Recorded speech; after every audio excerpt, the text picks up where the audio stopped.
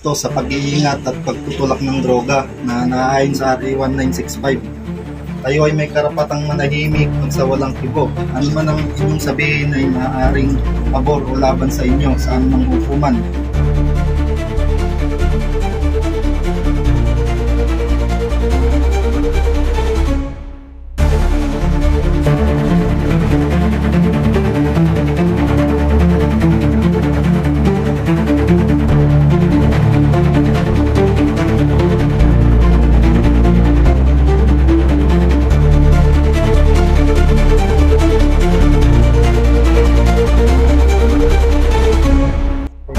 Kuya, bisita lang po ako rito.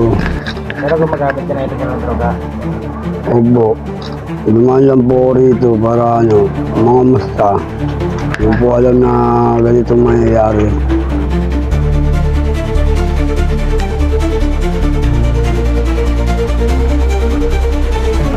Muna nagpapasalamat tayo sa ating mga kapulisan sa patuloy na pagsisikap na kami matulungan dito sa Barangay Muson South sa problema namin sa droga.